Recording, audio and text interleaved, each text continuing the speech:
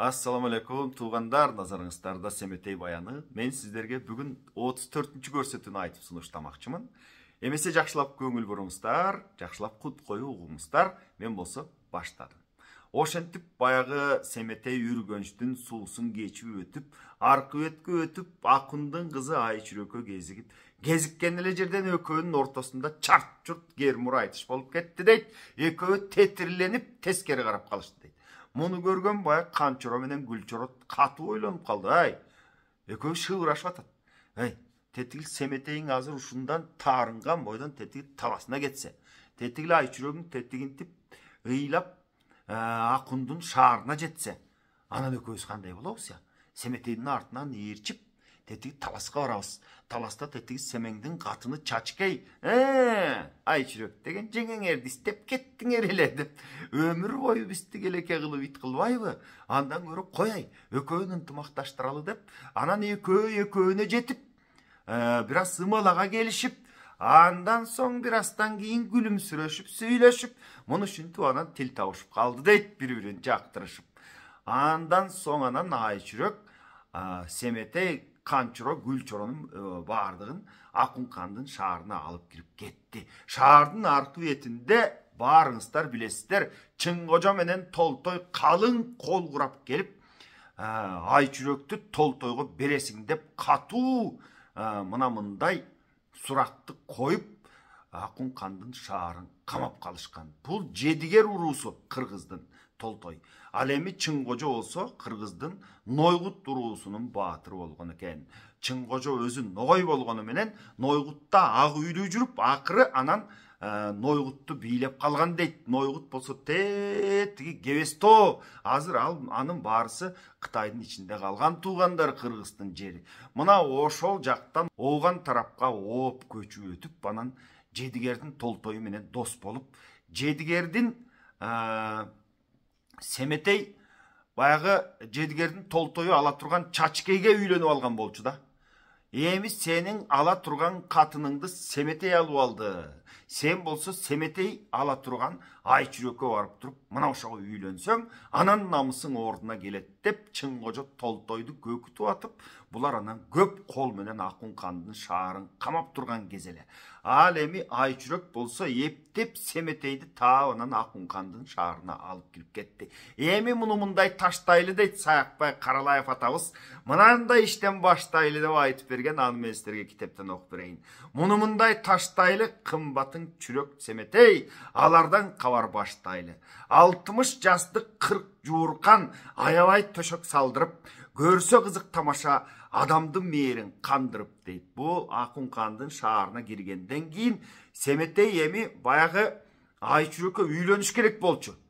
Бу Акункан менен Манас экөө илгери эле белгуда болушкан туугандар. Аны мен силерге Сагынбай Орозбаков атабыздын китебинен бир аз айтып берейин. Андан кийин экөөнүн ушул үйлөнгөн жерин кайрадан улап окуп беремин. Сагынбай Орозбаков атабыздын вариантында мындай болот. Тетигил Кошой Абаң аярлык менен аттанып Сырындыпка кеткен болчу дейт да. Согушканы Сырындып деген тарапка кеткен экен. Ошондон пайдаланып туугандар Ооган эли менен ошол жакта турган Кыпчак эли биригип, Кошойдун баягы катаган элине кол салып, ал урушта Кошойдун Аликен деген уулу өлүп кетет туугандар. Аны уккан Манас бул жактан далай баатырларын эшитип алып, анан кийин кол баштап тетигил Оогандын өзүн чабат да. Мына ошол Ооганды чаап ал учурда Ооганды Акункандын тууганы Түлкү деген башкарчы экен. Аны жеңип, анан Акунду анын ордуна хан көтөрүп, муну ушинтип турганда Акун анан сурап калат Манастан. Манас, сенин бир уулуң же кызың барбы? Дегенде, жок али, уул да көрө элекмин, кыз да көрө элекмин деп айтат. Ошондо Акункан өзүнүн күйүтүн Манаска айтат, менин 2 уулум бар эле дейт. Бирөөсүнүн аты Тунарык болчу дейт. Бирөөсү болсо барса келбес жака кетти. Жакында менин 23 жашымда алган ындыдан аял алган экен. Сенде кыз болуп кала турган болсо мага кызыңды бер. Эгер менде кыз боло турган болсо сен уул бер, экөөнү үйлөндүрүп коелу деп Экөө анан кийин мына минтип бел куда болуп бул жерге далай баатырлар Бакай, Алмамбет, Чубак, Сыргак, Серек жана башка мыктылардын баары катышып бул учурда Кошой абаңда келип калган болчу дейт. Мына мындай ынтымакка келишип, анан Кошойдун жана Алыкен деген уулу өлүп калбады беле согушта. Ошонун куну деп туугандар бир топ Оогандын жерин Кошойго өткөрүп берди дейт да. Эми Оогандын кайсы жери Кошойдун карамагына өттү эле, аны да угуп алыңыздар. Кошойдун уулун Оогандык өлтүргөн эле. Ошонун куну деп Үргөнч калаасынын шымал жагын, аягы Аму дарыясын, Жазира, Сакара талаасын энчисине берди дейт. Баягы өлтүргөн үчүн кунуна берди. Мал жайына деп Ысар менен Көлөптү берди. Ошентип анан бир Кабылдан башка жеринин баарысы Кошойдун карамагына өттү дейт туугандар. Кабыл деген азыркы Кабыл болсо керек. Ал эми бул сөздүн баягы чындыгын айгинелеш үчүн мен сиздерге дагы бир маалымат айтайын. Азыр деле ошол Афган жеринде далай түрк тилдүү, далай миллиондогон түрк тилдүү элдер жашайт. Канча деп өзүн өзбекмин деген бир топ элдер жашайт, катагандар жашайт, кыргыздар жашайт, кыргыздын далай уруулары жашайт туугандар. Өзүн кыргыз экенин унутуп койгон далайлар жашайт туугандар. Азыр деле барган, каттагандан сурап же болбосо интернеттен маалымат алсаңыздар болот. Биз Манасты жөн эле жомок деп ар кандай сөздөрдү сүйлөп чала сабатты кылып жүрөбүз. Манаста далай тарыхтын изи бар туугандар. Эми ошентип анан баягы Манас менен Акункан бел куда болуп, Акункан жана Ындыдан алган аялынан Айчүрөк аттуу кыздуу болот. Манас болсо Семетей аттуу уулдуу болуп, өзүнүн көзү өтүп кеткенден кийин баягы Манастын инелери Абыке, Көбөш, Алтарам Канкейдин эмчегин жара чаап, Канкей Байкуш болсо эр өлгөндө катынга төркүнү жакын экен го деп өтүгү жокму аз чан өлбөйт экен курган жан, көлөчү жокму аз чан көнөт экен курган жан деп чыйырдыны Семетейди алып, Семетейди бооруна басып алып, эмчегин жара чаптырып алып, анан тетигил Темиркандын шаарына качып келип, Семетей Темиркандын шаарында чоңоюп калбады туугандар. 12-13-кө чыкканча ошол Темиркандын шаарында жүрдү. Ал Темиркан анан Семетейди кыргызга узатып жатканда эми бала үйлөндүрүп жанан жөнөтөйүн деп ошол Шаатемир деген өзүнүн тууганы болот экен. Ошол Шаатемирдин Чачкей деген кызына үйлөндүрүп туруп анан кийин далай мал коштоп, далай жан коштоп берип анан таласты көздөй узатат. Чачкейге үйлөнүп Семетей таласта бир топ туруп калат. Анткени тетигил Абыке, Көбөш, Алтарам менен, Жакып менен далай кырк чоро менен далай окуялар болду. Анын баарын сиздерге айтып бердим. Антип минтип анан Семетей өзүнө келип баягы хандык тактыга отурганча убакыттын баары өттү. Бул жакта болсо Акункандын кызы Айчүрөк 16-га келип калыптыр. Айчүрөктү 16-га чыкканча 17-ге оогончо далай хандар, далай баатырлар Акункандан сураптыр. Сураганга бербептир. Анткени Манаска убагында бел куда болуп койдум эле. Манастын көзү одуйна өтүп кетсе дагы менин ушул Манаска айтып койгон сөзүм бар эле деп мына ошол сөздөн аттабай арбакты сыйлап муну ушинтип олтуруптур. Сураганга бербей жүрүп Акункандын кызы Айчүрөк карадан атып кетиптир туугандар. Ансас келгенсип тетигил Чың Кожо менен Толтой Акункандын шаарын камап, кызыңды бербесең азыр элиңди чабабыз, айлаңды табабыз деп муну ушинтип турган чакта тетигил таластан Канчоро менен Гүлчорону эшитип алып Семетей келип Акундун кызы Айчүрөктүн эңсегени Кудайдан тилегени табылып, анан кийин 60 жастык 40 жууркан аябай төшөк салдырып дейт. Булар анан ордого келип никесин кыйдырып, бул илгери эле атасы калыңын берип бүт бел куда болуп бул маселе чечилип калган болчу. Андан кийин адамдын мээрин кандырып, туардан кылган көшөгө тушуна жая тарттырып, Акундун кызын Айчүрөк аз эми минтип арттырып, артык канкор эмеспи? Кабылан султан төрөсүн бутун чечип кыпылдап, кийимин чечип шыпылдап, жыргалга төрө султанды чоң төшөккө жаткызып, султан жатып калган соң кудуретке жалынып, курган султан койнуна жатайын деп камынып, көк жалга бир жетсем деп араң жүргөн эмеспи? Эч адамга жолобой бул Айчүрөк аман жүргөн эмеспи? Көк жал жатат култуюп, көңүлү жаман бөлүнүп, Акундун кызың Айчүрөк дүнүйөдөй көрүнүп, жыпар күңкүп, жез бурап дейт. Ушундай жыпар буркырап чыгып ушундай сонун айлана мына минтип жыттанып турат деген сөз туугандар. Перизаттай көрүнүп баягы Айчүрөк Семеңдин көзүнө төрөңдүн көөнү бөлүнүп, Айчүрөк жакын келгиче Айкөл төрөң кабылан денеси бошоп эсоп чүрөк жанга келгиче чымындай жаны чыркырап, шашып турат коркоюп, сай сөөгү быркырап.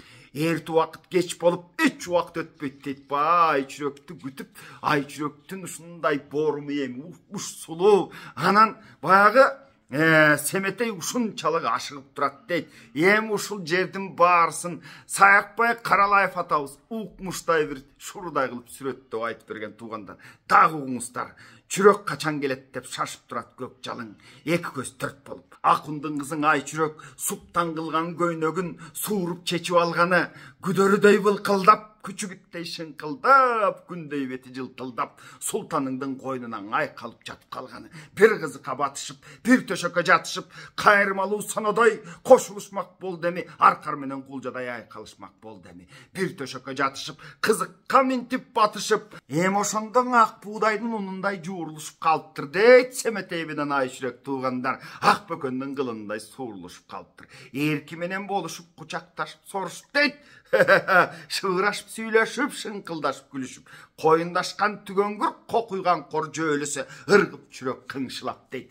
Кыргоолдой көзүн кылгыртып, кыялы бөлөк шуркуя кыңкыстап жатыбынан Семетей экөө кошулушту дейт. Эми мындан ары жагын өзүңүздөр окуп алыңыздар туугандар. Китепти көрсөтөйүн. Мынакей Саякбай Каралаев атабыздан жаздырылып алынган Семетей эпосы.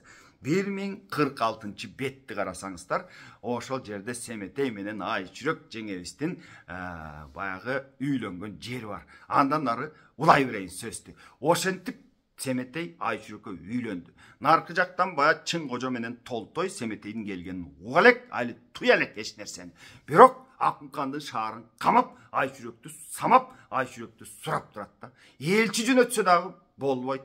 Элчилери барып, Түлкүнүн уулу Түмөнбай, Ажынын уулу Ажыбай деген баатырлары бар экен. Бул Оогандын экөө тетигил Чың Кожо менен Толтойдун алдына барып, кой десе болбойт. Эми баягы омуроолоп, эч бир айткан сөзүнө көнбөйт. Биз силерди басып алмакка, чапмакка, таламакка, тономокко келдик. Мына баягында Акундун кызы Айчүрөктү бер десе болбойсуңар. Бизден убакыт сурадыңар эле. 4 ай убакыт сурадың, 5 ай өттү. Канакей Айчүрөктү бергениң деп, мына минтип катуу матап туруп, анан тетигил Ажыбай менен Түмөнбай экөө эки жагынан чыгып, арбап, аргасыз Түмөнбай бираз доң мүнөз баатыр болчу дейт. Ал эми Ажыбайы бираз чечен болчу дейт. Мына ошол Ажыбай анан кийин тетигил Чың Кожо менен Толтойду алдап келди дейт. 7 күн уруксат бер. Эми мени катуу матап, моминтип, ушинтип оройлонуп да кыз аласың сен. Андан көрө кыстын деген атайын бир баягындай баркы болот, наркы болот, кыстын кылыгы болот. Сен эмне минтип бизди омуроолоп келип кыз алып деп мына мындай сөздү айтып атып, сөзгө жыгып. Андан көрө тетигил Толтойдун минип жүргөн сургоёнун бер, өзүңдүн минип жүргөн каратыңды бер деп Чың Кожо өтө чоол неме болчу дейт, чоол баатыр болчу дейт. Алдында караты анча мынчага бой бербеген, согуштан тайманбаган, канаттуу ушундай чоң күлүк болчу дейт. Ошол каратыңды бер, анан сургоёнуңду бер, ага кошуп